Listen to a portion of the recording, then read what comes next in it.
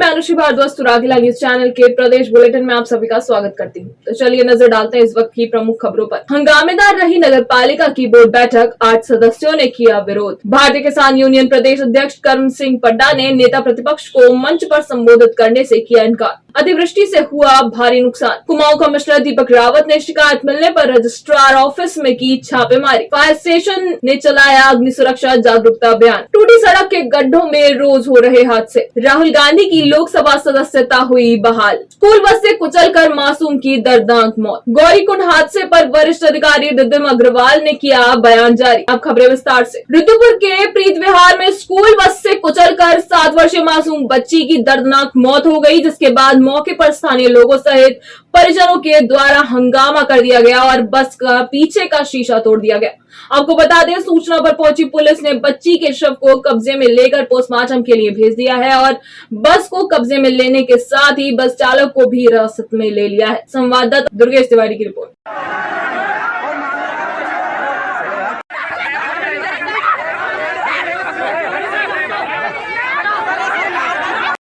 ये रुद्रपुर थाना क्षेत्र में प्रीत विहार की घटना है आज सुबह की। इसमें एक स्कूल बस थी, एक निजी स्कूल की, और वो बैक करते समय जो है एक बच्ची जो है उसके बच्ची से उसकी टकराने से कुचलने से उसकी मृत्यु हुई है और बहुत ही दर्दनाक घटना है। हम लोग इसकी जांच कर रहे हैं घटना की, और इसमें बच्ची का भी पोस्टमार्टम और पंचायतनामा कराया जा रहा है और साथ में वादी पक्ष जो है उससे भी हम लोग संपर्क में हैं। इसमें अभी जैसे भी तहरीर आती है इसमें अग्रिम कार्रवाई की जाएगी और जो इन्वेस्टिगेशन हम लोग इसके ऑलरेडी कर रहे हैं, घटना के क्या कारण थे, भविष्य में इसकी पुनरावृत्ति ना हो, उसे कैसे रोका जाए, उस पर भी हम लोग काम कर रहे हैं। और जो स्कूल की बसेज हैं उनका भी एक ड्राइव चेकिंग का हम लोग चला रहे हैं। अल्मोड़ा में पालिका द्वारा अपनाई जा रही जन समस्याओं के प्रति उदासीनता को लेकर विरोध करना शुरू कर दिया है। आपको बता दें, सभासद अमित शाह मोनू ने कहा कि रानी धारा सड़क ग्रेस स्कूल के पास की टूटी दीवार ठीक करने का पालिका से बार बार अनुरोध करने के बाद भी समस्या जस की तस पड़ी है। उन्होंने यह भी कहा कि 4 साल से भी अधिक समय बीत जाने के बाद भी नगर पालिका द्वारा सदस्यों की रखी गई समस्याओं का निदान न हो पाना दुर्भाग्यपूर्ण है। संवाददाता हेमंत सिंह मेहरा की रिपोर्ट। उत्तराखंड में शायद ही कभी ऐसा हुआ हो कि किसी भी आंदोलन में समर्थन देने पहुंचे नेता को मंच पर बोलने की अनुमति ना दी गई हो, लेकिन उसके बाद नेता द्वारा जबरन मंच पर अपना संबोधन दिया गया हो। दरअसल आपको बता दें कि बाजपुर के तहसील परिसर में 20 गांव की भूमि को लेकर भूमि आंदोलन चल रहा है, जिसका समर्थन करने के लिए नेता प्रतिपक्ष यशपाल आर्य अपने दर्जनों समर्थकों के साथ पहुंचे, जहां 11 कांग्रेस नेताओं ने मंच पर अपना संबोधन दिया, लेकिन भारतीय किसान यूनियन के प्रदेश अध्यक्ष ने नेता प्रतिपक्ष को मंच पर संबोधित करने से मना कर दिया। संवाददाता शुभम गंभीर की रिपोर्ट। किसानों के हक की बात करेगा, वही देश में राज करेगा। किसानों के हक की बात करेगा,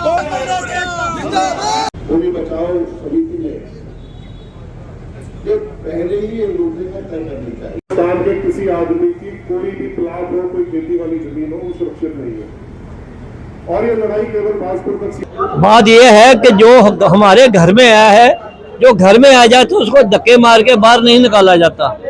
ये समाज का कानून है। ये अब जो यहाँ पर आए हैं उनका स्वागत तो करा ही हमने, मगर जो ये बोले हैं इसमें जो हमारे बस की बात नहीं थी, क्योंकि ये तो हो चुका था। किसी को नहीं बोलने, दूसरे नेता किसी को भी यहाँ पर बोलने नहीं देंगे, मगर जो अब आगे हैं, मैंने तो मैक नहीं दिया किसी को, ना इसके हक में था। मैंने आर्य कह दिया था हमारे बस की बात नहीं है। आप सबके सामने कहा था मैंने कि मेरे बस की बात नहीं है, ये जनता जो है ये जो फैसला लेगी वो होगा, मेरे बस की बात नहीं है। मगर जो आए हैं स्वागत है उनका, और क्या है। अनिश्चितकालीन धरना प्रदर्शन किया जा रहा है। जो यहाँ के हजारों किसान हैं अपनी जमीन, अपनी भूमि को लेकर, अपने भविष्य लेकर चिंतित भी हैं। सरकार की बदनीयती की वजह से ये आज धरना करने को मजबूर हैं और पूरी कांग्रेस पार्टी इस संयुक्त मोर्चे के, संयुक्त किसान मोर्चे के इस आंदोलन में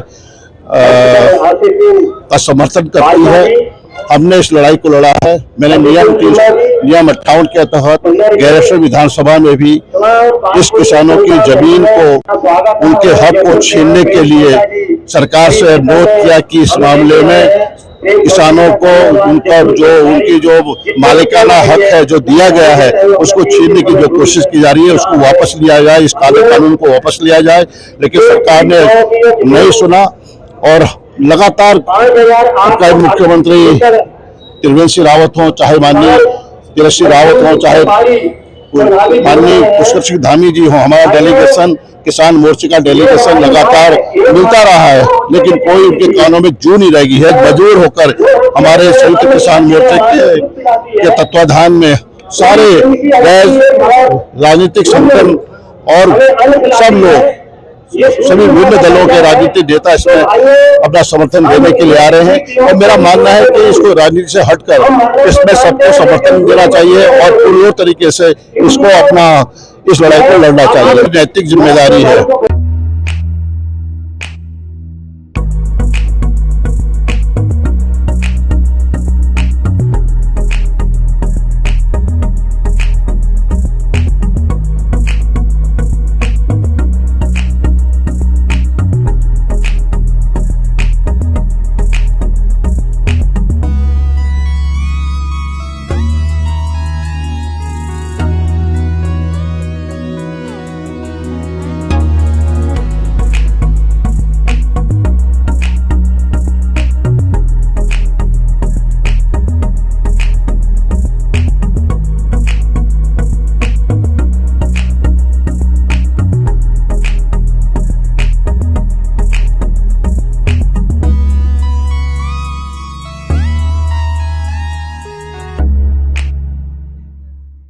नैनीताल जिले के ओखलढुंगा में अतिवृष्टि से भारी नुकसान हुआ है, जिसके बाद अब नुकसान का आकलन करने के लिए जिला प्रशासन की टीम मौके पर पहुंची। आपको बता दें कि दिन रात सड़क खोलने का काम जारी है। वहीं 4 जेसीबी 30 किलोमीटर सड़क को खोलने में जुटी हुई है।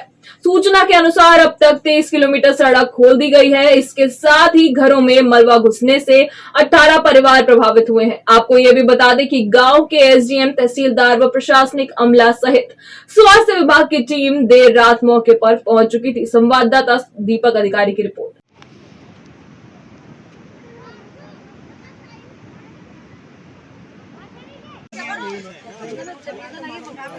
जमीन का भी कह रहे हो, जमीन का मलबे का भी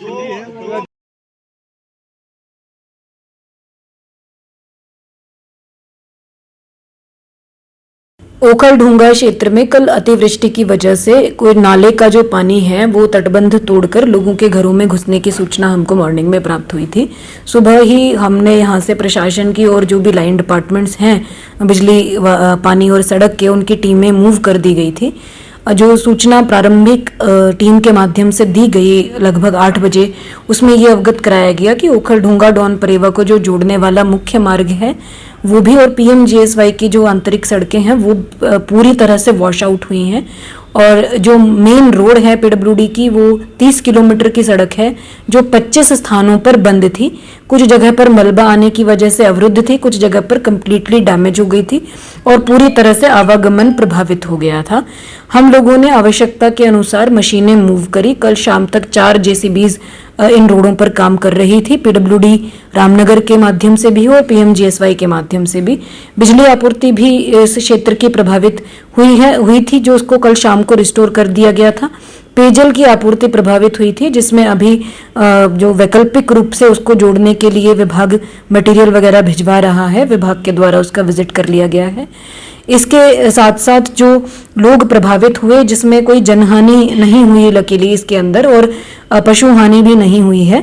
एक गौशाला क्षतिग्रस्त होने की सूचना आई थी, कुछ घरों के आंशिक रूप से डैमेज होने की सूचना मिली थी और कुछ घरों में मलबा भरने की सूचना मिली थी। जो परिवारों के घरों में मलबा भरा है और रहने लायक स्थिति में घर नहीं है, उनको आयुर्वेदिक अस्पताल में अस्थायी रूप से शिफ्ट किया गया है। 25 फैमिलीज को जो उनके डैमेजेस थे, उनकी जो राहत राशि थी वो वितरित की जा रही है। इसके साथ साथ जो लोग प्रभावित हुए, जिनका राशन वगैरह पानी में भीगने की वजह से खराब हो गया, उनको राशन किट भी वितरित किए जा रहे हैं प्रशासन की तरफ से। हमने ये भी पता करवाया था कि जो मार्ग अवरुद्ध होने की वजह से गांव प्रभावित हुए हैं उनमें यदि कोई बीमार या गर्भवती महिलाएं हैं तो उनको अगर तत्कालिक उपचार की आवश्यकता है उनको हॉस्पिटल रखा जाए। स्वास्थ्य विभाग की टीम ने 2 महिलाओं को एग्जामिन किया है जिनकी डिलीवरी ड्यू है, उनको अभी ऑब्जर्वेशन में रखा गया है स्वास्थ्य विभाग के। आवश्यकता पड़ेगी तो उनको रामनगर के हॉस्पिटल में हम लोग डोली या अन्य माध्यमों से शिफ्ट कराएंगे। मॉर्निंग में 30 किलोमीटर में से 23 किलोमीटर तक का सड़क को रिस्टोर करा गया था। अभी आगे 7-8 किलोमीटर के आसपास और बची हुई है जिसको वॉश आउट हुई है, सड़क बहुत ज्यादा डैमेज है, तो रिस्टोर करने की कार्रवाई लगातार चल रही है। हमारे जनपद के अंतर्गत जो कल जो बरसात हुई परसों रात से लेकर कल पूरा दिन, उसमें लगभग 21 मार्ग प्रभावित हुए हैं जिसमें स्टेट हाईवे भी हमारा प्रभावित हुआ है, आंशिक रूप से प्रभावित हुआ, साथ ही ग्रामीण मार्ग भी हैं जिनमें लगातार मशीनें उनको खोलने का प्रयास करें। यथासंभव आज पूरा दिन यदि मौसम सही रहता है तो शाम तक ज्यादा से ज्यादा सड़कों को पुनः सुचारू कर दिया जाएगा। ओखलढुंगा में भी प्रभावित परिवारों को जो भी आवश्यकताएं हैं प्रशासन की टीम लगातार उनके साथ है। उप जिलाधिकारी कल रात में भी प्रभावित परिवारों के बीच में थे, आज भी उनके साथ हैं और मैंने ये भी निर्देश प्रशासन की टीमों को दिए हैं कि इस ओखलढुंगा और डोन परेवा क्योंकि ज्यादा प्रभावित गांव हैं तो वहां तक ही प्रशासन का फोकस सीमित न रह जाए। उस रोड से जुड़ने वाले अन्य भी जो 3-4 विलेजेस हैं जिनमें आवागमन प्रभावित हुआ है, भले ही वहां किसी प्रकार का डैमेज ना हुआ हो, उनका संपर्क प्रभावित हुआ है, तो उनमें भी ऐसे व्यक्तियों के बारे में इंफॉर्मेशन कलेक्ट कर ली जाए जो या तो बीमार हैं या किसी प्रकार से उनको प्रशासन की हेल्प की आवश्यकता है। जनहानि या पशुहानि तो कोई नहीं? जनहानि और पशुहानि कोई भी रिपोर्ट नहीं हुई है इसमें। हल्द्वानी के रजिस्ट्रार कार्यालय में गड़बड़ी की शिकायत मिलने के बाद कुमाऊं कमिश्नर दीपक रावत ने रजिस्ट्रार ऑफिस में छापेमारी की। इस दौरान रजिस्ट्रार ऑफिस के अधिकारियों में हड़कंप मच गया। आपको बता दें, कुमाऊं कमिश्नर दीपक रावत ने कहा कि जमीन खरीदने और बेचने वाले लोगों के लिए एक परफॉर्मा बनाकर उसे भरने के निर्देश दिए गए थे, जिसे उन्होंने सब रजिस्ट्रार से दिखाने के लिए कहा था। जिसके बाद रजिस्ट्रार ऑफिस की सुरक्षा को लेकर भी सीसीटीवी कैमरे चेक किए गए। संवाददाता दीपक अधिकारी की रिपोर्ट। यही आए होंगे, रजिस्ट्री में तो आते ही हैं, उनसे पूछ लेते हैं। फिर आपको अवॉर्ड कर दिया है 50% की शेयरिंग जो भी, और हमने पार्किंग शुल्क कितना रखा है? देखिए, इसमें माननीय मुख्यमंत्री जी ने कहा है कि जो हमारे लैंड रिकॉर्ड्स हैं और हमारी जो सेल डीड्स हैं, रजिस्ट्रीज़ हैं, एक तो इसमें किसी प्रकार से कोई छेड़छाड़ ना हो, साफ़ सुथरा काम हो, कोई लैंड फ्रॉड्स ना हो। तो पूर्व में एक प्रारूप हमने बनवाया था जिसमें कि जो विक्रेतागण और क्रेतागण साफ साफ लिखेंगे उनके पास कितनी ज़मीन है, कितनी वो लोग बेच रहे हैं, जो ज़मीन बेची जा रही है उसकी चौहद्दी क्या है और बेचने के बाद कितनी ज़मीन बचेगी। तो एक तो मैं यही देखने आया था कि वो जो प्रारूप बनाया है वो फॉलो हो रहा है या नहीं हो रहा है। तो अच्छी बात है कि ये फॉलो हो रहा है और इसमें निश्चित रूप से मुझे लगता है लैंड फ्रॉड्स में गिरावट भी आएगी। दूसरा मसला मैं ये देखने आया था कि जो समय समय पे ऐसे अवैध प्लॉटिंग हो जाती है, जहाँ पे कि प्लॉटिंग हो रही है, नक्शा पास नहीं है, लेआउट अप्रूव नहीं है, नालियाँ नहीं हैं, सड़क भी नहीं है, पार्क भी नहीं है, और बाद में फिर बड़ा एक अनप्लान्ड सा स्ट्रक्चर बन जाता है और खरीदने वाले बहुत परेशान होते हैं। उसमें समय समय पे प्राधिकरण से या अन्य जगहों से या रेरा से हम इस पर रोक भी लगाते हैं कि यहाँ पर अवैध प्लॉटिंग हो रही है, लिहाजा यहाँ पे ख़रीद फरोख्त ना हो। तो मैं उसको देखने आया था कि अभी उसको कितना प्रभावी तरीके से लागू किया जा रहा है। वो अभी जांच मेरी पूरी नहीं हुई है, अभी कुछ जगहों को मैंने देखा है, अभी मुझे पता चला है कि कुछ जगह रोक के बावजूद भी बिक रही हैं, उनको मैं चेक करूँगा। और तीसरा ये, क्योंकि बहुत से इंपॉर्टेंट डॉक्यूमेंट्स सब रजिस्टर ऑफिस में रहते हैं, तो हमारे CCTVs और इनकी सुरक्षा किस प्रकार से है। तो CCTV अभी मैंने मेन डोर का देखा है और वो ठीक ठाक पाया गया है और आगे अभी मैं इंस्पेक्शन अपना कर रहा हूँ। सर, गोलापड़ क्षेत्र में धड़ल्ले से कुछ रजिस्ट्रियाँ हो रही है, कॉलोनी कट रही है, लंबे समय से इस तरह की शिकायतें ज़्यादा मिली थी कि उनकी रजिस्ट्री बहुत ज़्यादा बढ़ रही है। देखिए, कहीं पे भी अगर रजिस्ट्री हो रही है प्राधिकरण क्षेत्र में तो खैर लेआउट अप्रूव कराना ही पड़ेगा, और जो प्राधिकरण के बाहर भी है कोई प्लॉटिंग करता है तो मिनिमम फैसिलिटीज़ तो देनी होंगी। आप ये तो नहीं कर सकते कि प्लॉट बना के बेचें और एक से दूसरा घर चिपका दें, that will not be tolerated. और जहाँ पे भी, क्योंकि केवल बेचने से ये पता नहीं चल पाता है कि प्लॉटिंग हो रही है या नहीं हो रही है, जहाँ पे भी हमें लगता है मौके पे जाके कि हाँ यहाँ पे हल्की फुल्की प्लॉटिंग हो रही है, छोटे प्लॉट्स काट के बेचे जा रहे हैं, तो उसकी हम जांच करते हैं, उनको नोटिस भी भेजते हैं और हम रेरा को भी उसकी एक कॉपी यहाँ से भेज देते हैं। फायर स्टेशन अल्मोड़ा ने अग्नि सुरक्षा जागरूकता अभियान चलाया, जिसमें जिला कलेक्ट्रेट, विकास भवन व जिला न्यायालय के कर्मचारियों को अग्नि सुरक्षा के प्रति जागरूक किया गया। संवाददाता हेमंत सिंह मेहरा की रिपोर्ट।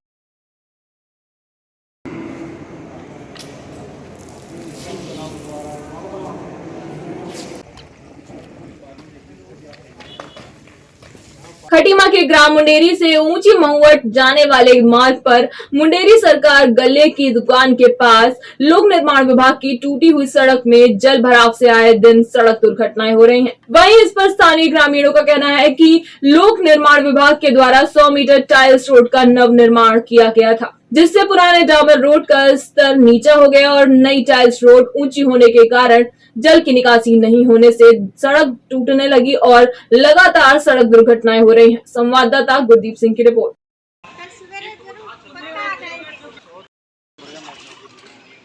चौराहे का मुख्य मार्ग है जो कि नीलाघाट रोड के लिए भी निकलता है।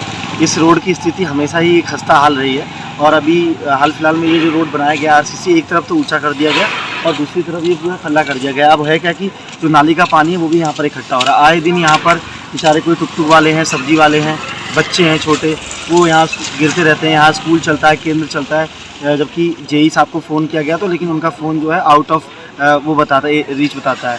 तो यही है कि स्थिति यहाँ पर आज हम फिर जाके ज्ञापन देंगे वहाँ पर, और अगर कार्रवाई नहीं होती है तो हम यहाँ पर सब बच्चों के साथ और सब लोग के साथ यहाँ धरने पे बैठेंगे, क्योंकि बहुत बुरा हाल हो चुका है। आप देख सकते हैं अभी ये सब्जी वाले बेचारे सवेरे गरीब 200-300 रुपये कमाने जा रहे थे, इनका ये गिर चुका है यहाँ पर। हमारे द्वारा 100 मीटर में टाइल लगा करके उस विभाग को ठीक किया गया था, लेकिन ये है कि उसके किनारे जो नाली बनी हुई है वो ऊंची बनी हुई है। जिस भाग में हमारे द्वारा टाइल लगा गई वहाँ जो नाली का स्तर रोड से नीचा हो गया है, लेकिन जो भाग शेष रह गया उस भाग में हमारे लिए उसको ऊंचा करना संभव नहीं हो पा रहा है, क्योंकि हमारे पास धन भाव भी है। इसका समाधान यही है कि उस भाग की नाली जो है वो गहरी बने। तो इसलिए हम जो संबंधित विभाग है, जिस विभाग द्वारा वो नाली बनाई गई है, क्योंकि हमारे द्वारा वो नाली नहीं बनाई गई है, उस विभाग से पत्राचार करके उस नाली को गहरा कराने की कोशिश करेंगे, जिससे कि उस विभाग में जल भराव की स्थिति खत्म हो और हमारी सड़क स्थिति से रह रही है और दुर्घटना जो हो जा रही है उनसे बचाव। कांग्रेस नेता राहुल गांधी को आज सुप्रीम कोर्ट से बड़ी राहत मिली है। मोदी सरनेम वाले मामले में राहुल गांधी की सजा पर सुप्रीम कोर्ट ने रोक लगा दी है और उनकी संसद की सदस्यता एक बार फिर से बहाल हो गई है, जिसके बाद से पूरे देश भर में कांग्रेस के कार्यकर्ताओं में खुशी की लहर है। वहीं उत्तराखंड में भी कांग्रेस कार्यकर्ता राहुल गांधी की सदस्यता बहाल होने पर खुशी जाहिर कर रहे हैं, जिसके चलते कांग्रेस ने राहुल गांधी की सदस्यता और उनकी सजा पर सुप्रीम कोर्ट द्वारा लगाए गए स्टे पर कहा कि यह लोकतंत्र की जीत है। संवाददाता दीपक अधिकारी की रिपोर्ट। तो सदस्यता वापस होगी, वो तो चुनाव भी लड़ सकते हैं। अब तो आप मेरे यहाँ ही बुला लो, सबको बुला लेते हैं, हम फोन कर लेते हैं, अभी कर भी सकते हैं। ये बहाल होगी, ये भी बहाल हो जाएगी। नहीं देखिए, जिस धारा में उनकी सदस्यता रद्द हुई थी वो तो वैसे भी आज़ाद भारत में एक व्यक्ति को अन्य उसकी मैक्सिमम सजा मिली थी। तो बिल्कुल माननीय सुप्रीम कोर्ट का हम बहुत आभार प्रकट करते हैं, जिन्होंने बिल्कुल उसकी वैधता को समझा। जो राहुल जी के वकीलों ने अपनी दलीलें पेश करी थी उनको समझा, और साथ ही साथ जिस क्षेत्र से वो निर्वाचित हुए, जो देश की जनता के भाव हैं उनके प्रति, इन सारे भाव को भी समझा। वो केवल एक मात्र नेता नहीं, वो एक सोच, एक मूवमेंट है। मैं बार बार कहता हूँ, एक सांसद ही नहीं मात्र है, वो एक सोच, एक मूवमेंट है। और लोकतंत्र की रक्षा करने में सुप्रीम कोर्ट ने जो हाथ बढ़ाया है, मैं बहुत, हम सब लोकतंत्र के जो प्रेमी हैं, इस देश से प्यार करने वाले जो लोग हैं, उनका दिल की गहराई से आभार प्रकट करते हैं। राहुल जी की जो सोच है, राहुल जी जो इस देश को एक करने का प्रयास कर रहे हैं, और भारतीय जनता पार्टी जो विध्वंस की ओर इस देश को ले जा रही है, लगातार जनता उसको देख रही है। राहुल जी सड़क से लेकर सदन तक जनता की आवाज़ बनकर, और वो शेर फिर से संसद में दहाड़ेगा, इस बात की हमें बेहद खुशी है। इसके अलावा सुमित भाई, हरियाणा और मणिपुर में जिस तरह की घटना सामने आ रही है, उसको देखकर क्या स्थिति करते हैं और क्या मानते हैं? हिंसा तो भारतीय जनता पार्टी के डीएनए में, हिंसा फैलाना, आपसी भाईचारे को समाप्त करना, इस देश की एकाग्रता को समाप्त करना, इनका लक्ष्य लगता है मुझे। और देश में गृह युद्ध जैसे हालात हो जाएं, ऐसा मेरे को लगता है भारतीय जनता पार्टी की नीति रीति है। तो अपने चुनाव जीतने के चक्कर में और ये नफरत फैलाने के चक्कर में आग इन्होंने जो लगाई है उसको बुझाना ये नहीं जानते। अवश्य ये जो नफरत की दुकान है, इसमें जो नफरत का बाजार है, इसमें मोहब्बत की दुकान अवश्य राहुल गांधी जी ने खोली, और हम सब उनके साथ। उनकी चाय तो एक साथ होनी चाहिए, सब लोग एक साथ बैठना ही नहीं चाहते। पापा, try this. लो सब लपक लिए।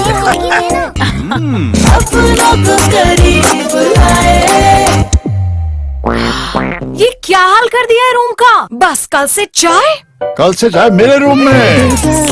देवर पान नमकीन। गौरीकुंड में हुए हादसे को लेकर वरिष्ठ अधिकारी रिद्धिम अग्रवाल ने बयान जारी करते हुए कहा कि जो सूचना उन्हें प्राप्त हुई है उसके तहत एक टेंट में लगभग 8 नेपाली मूल के लोग रह रहे थे जो आपदा में लापता बताए जा रहे हैं। इसके साथ ही कुछ लोग उत्तर प्रदेश के भी बताए जा रहे हैं जो लापता है। वहीं आपको बता दें कि एनडीआरएफ, एसडीआरएफ, जेल पुलिस और लोकल पुलिस के साथ ही प्रशासन के तमाम अधिकारी मौके पर पहुंच चुके हैं। सूचना के अनुसार मुख्यमंत्री के निर्देशों के तहत ऋषिकेश से फ्लड रेस्क्यू ऑपरेशन की टीम को ऊपर की ओर बुलाया गया है और अंडर वाटर सोलर सिस्टम को भी इस्तेमाल किया जा रहा है ताकि लापता लोगों का पता लगाया जा सके। संवाददाता सुनील राज की रिपोर्ट।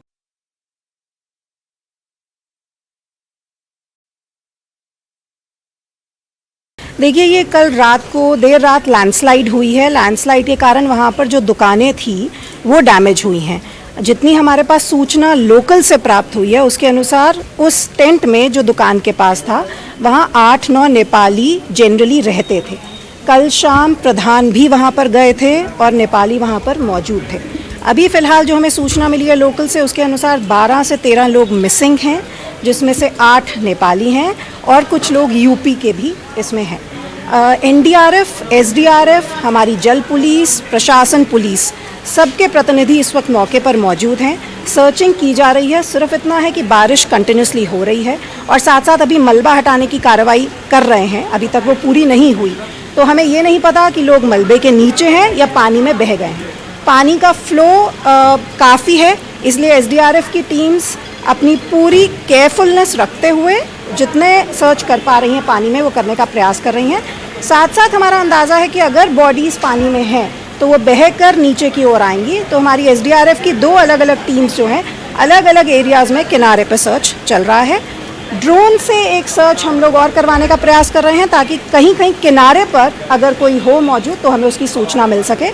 और साथ ही हम लोगों ने लोकल से तो बात की है, परंतु पब्लिक को अगर इन लोगों के बारे में कोई ऐसी सूचना हो कि ये शाम को कहीं और चले गए हैं, क्योंकि ये बारिश कल शाम से लगातार बहुत हो रही थी, तो वो सूचना हमारे कंट्रोल रूम के नंबर्स पर दे सकते हैं। सर ने ये निर्देशित किया है कि क्योंकि पानी में बहने की सबसे ज़्यादा संभावना लग रही है लोगों की, तो हम नदी के किनारे अपनी टीम्स को बढ़ाएं। तो हम लोगों ने ऋषिकेश की ओर से हमारी जो फ्लड रेस्क्यू टीम है उसको भी हम ऊपर नदी के किनारे लगा रहे हैं। साथ ही साथ हमारे पास जो हाई एंड इक्विपमेंट है जैसे अंडर वाटर सोनार है, तो सर ने वो भी कहा है कि हम उसका यूज़ कर सकें, तो परिस्थितियों को देखते हुए उसका यूज़ भी किया जाएगा। आज के लिए बस इतना ही। प्रदेश से जुड़ी सभी खबरों को जानने के लिए जुड़े रहिए इस न्यूज़ चैनल से। धन्यवाद।